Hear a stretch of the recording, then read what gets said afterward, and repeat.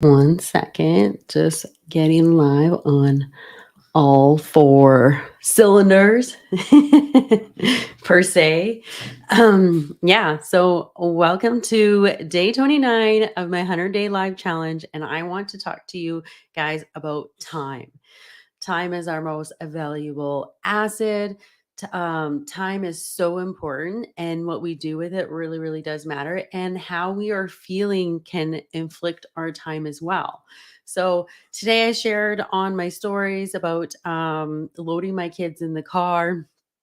I noticed that I had this like weird belief that like I always had to be on time. It's disrespectful.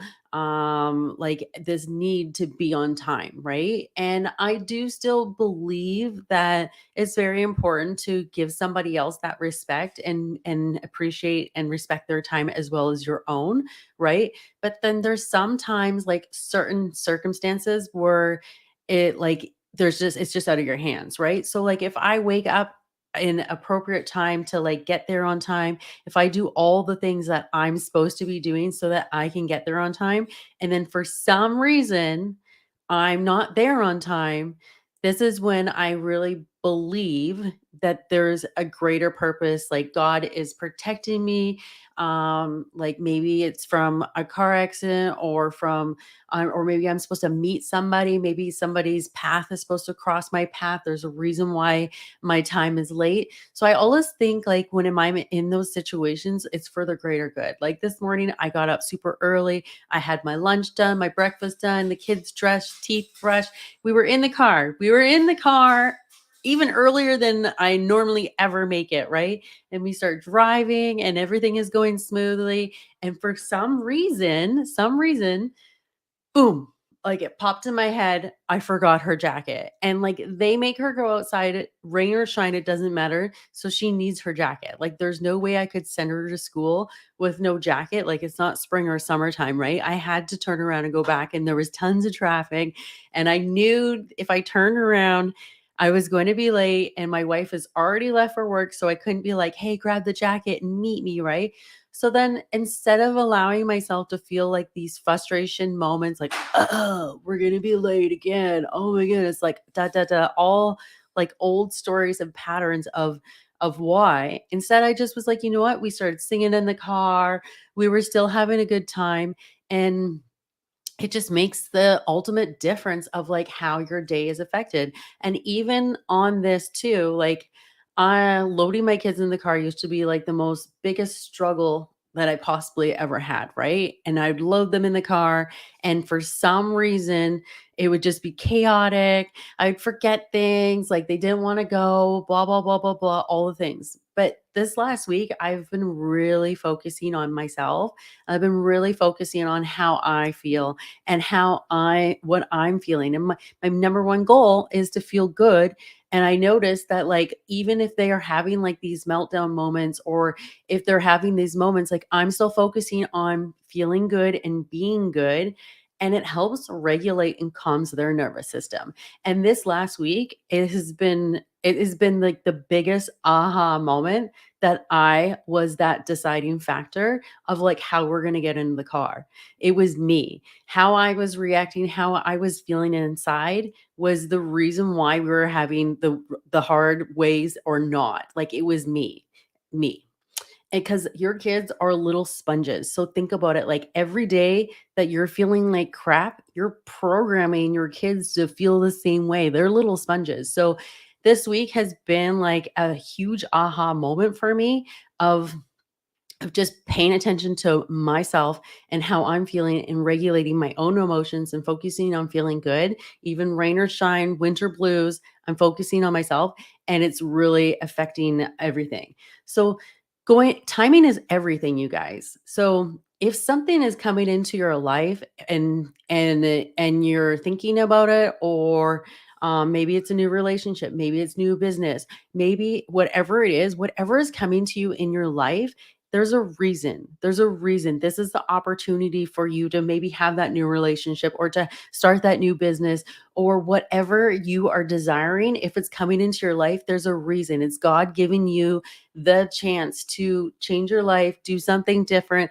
this is what you're wanting, and basically testing you like, how badly do you want it? Because we can get stuck in our old patterns and our old stories like, hey, it's not the right time. Like, oh, I'm too busy for this. I'm too busy for that, or whatever. But those are the stories that we're telling ourselves, and those are the stories that are keeping us small and holding us down and not being intentional with our time. Because women reach out to me every day and they're hurting, you guys. They're hurting in their lives and they're tired of feeling like they're lost and they don't have a purpose, and they're tired of waking up and doing their daily life, and they reach out because they really want something different. And here's the thing, you have to want something different for yourself and you have to do the thing. So if opportunities are coming onto your plate, this is the right time. This is the fork in the road if you're going to get what you want or if you're going to stay in your old ways. This is the fork in the road if you're going to go for that relationship or you're going to stay in your old ways. And if you are feeling terrible and you don't love yourself and you don't do all these things on yourself, then why would anybody else love you? And you're going to attract exactly that. So if you're wanting this great love in your relationship and this deeper connection with somebody, you have to, it all starts with you. It starts with you of how you love yourself and how you treat yourself, and what you're thinking about yourself affects the type of relationships you're going to have in your life, right? You're going to set the tone of like what you're wanting, and energy is a match. So that's going to match you what you're wanting. Same thing, if you don't like the job that you're doing, then do something different. Start looking and being open for new possibilities, something different, something to change your life. And women should reach out to me all the time. And this is the thing, you guys. Um, Sometimes they say no. They say no. And you know what? They're not saying no to me at all. I actually feel more for them and I try and send them more positive energy and vibe because they're in such a bad place that they can't even see how to say yes for themselves, right? And even women have come back to me. Like I have a girl right now, she's reached out again, and it's probably been maybe a year or a little bit over a year. And you know what? She's like, okay, I'm ready. I want to learn more. Right. And here's the thing, like, I asked what's going on in her world and stuff like that. And I asked what's going on in her world and everything like that. And the same thing, sorry, everybody's calling me here. Sorry. Oh, oh, I don't know what's happened. Hey,